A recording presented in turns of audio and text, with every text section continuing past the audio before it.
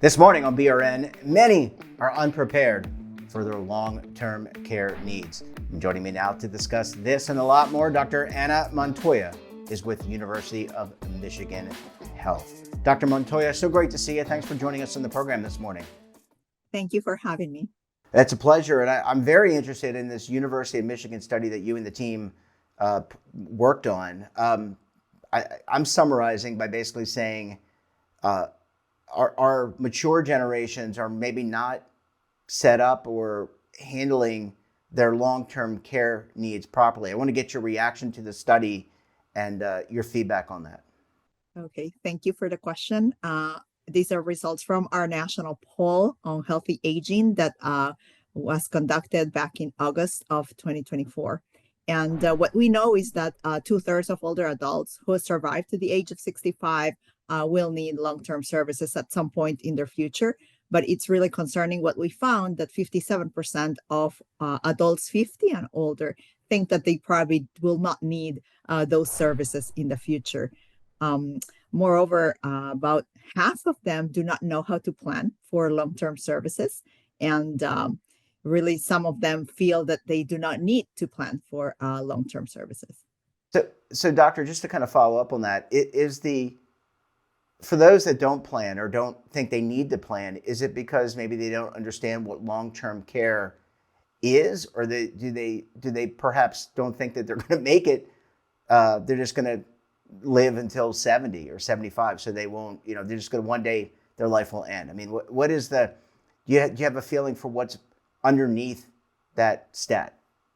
Well, we don't know 100% what is the reason, but it definitely could be that it's this lack of awareness that they will require those services in the future.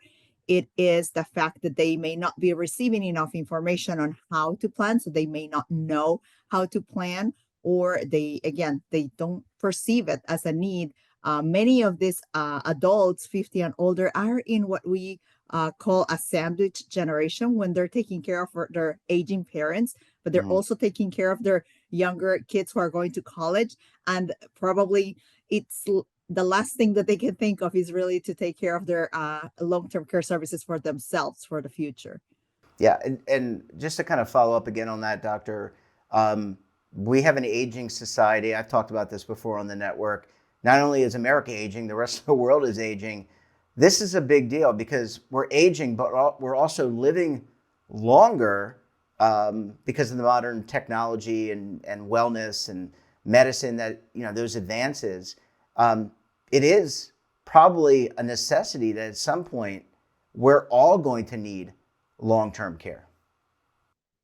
Absolutely. And, sometimes people do not understand why that is needed. We definitely have an aging population in our state, in Michigan also, particularly we live in a state where population is even older than the average in the United States. So it's particularly important, not only for this state, but all over in the United States, that we pay attention to these matters, because there's larger proportion of adults who will become 65 and older. We're talking about the baby boomer generation that are, becoming older in the next few years. Yeah, and in terms of education, do you think that, I think a lot of people are aware, close to 65, about Medicare and Medicaid. Do you think there's maybe a misconception about what those services, first of all, are they available for everybody? And two, what they actually cover in terms of long-term care? Absolutely. We found in this national poll that there were several misconceptions. Number one, that over 50% of adults 50 and older thought that Medicare was going to pay for those services. And we know that that program does not cover that. Medicare covers for short stay rehabilitation stays, usually after a hospitalization. But when we are talking about long-term stay, when the patient actually requires to live in the nursing home for a longer period of time, Medicare really does not pay for that. And we also found misconceptions about Medicaid services. So we know that Medicaid is a major payer in the long-term care sector. It covers about 60% of, at least in my state, 60% of Michigan's nursing home residents' long-term stays. However, we found that only a third of all of adults 50 and older thought that these services were going to be covered by Medicaid. And it's important to know that Medicaid covers for those individuals who have low income and limited assets, and not for everyone either. Right. So there's sounds like there's a lot of educational need in terms of what those programs cover, who they're available for. Are there some lessons here for let's talk about the industry first. Are there some lessons from the study, from the long-term care industry? I'm going to say like insurance companies, nursing homes, long-term care providers. Do they need to do a better job of educating the public?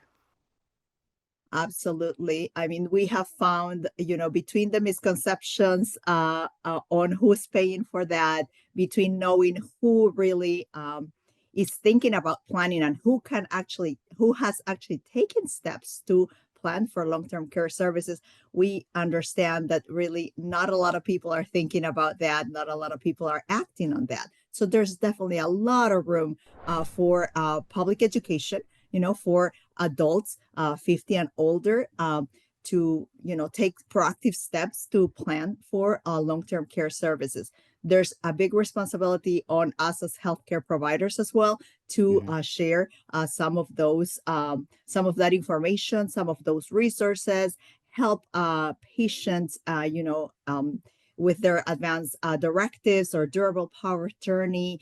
There's room for policymakers really to help increase the awareness of the importance really of long-term care planning, and highlight those steps that people can do, identify some practical ways to that they can start financing their long-term care services for the future. And I will also say that there's these organizations that are at the national level, area agencies on aging, that not a lot of people necessarily know about, that could provide some of those resources to our adults.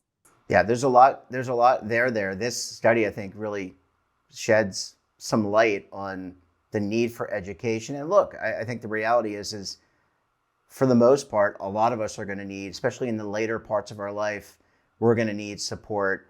You got to figure that out. It's part of the planning. Once you get to retirement, next you got to figure out your healthcare situation. Dr. Montoya, I think we're going to continue to have conversations around this for the foreseeable future. It's great to meet you. Thanks for joining us, and we look forward to having you back on the program again very soon. Thank you very much. And don't forget to subscribe to our daily newsletter, The Morning Pulse, for all the news in one place. Details, of course, are at our website, and your subscription helps support all this great BRN content. And we're back again tomorrow for another edition of BRN. Until then, I'm Jeff Snyder. Stay safe, keep on saving, and don't forget, roll with the changes.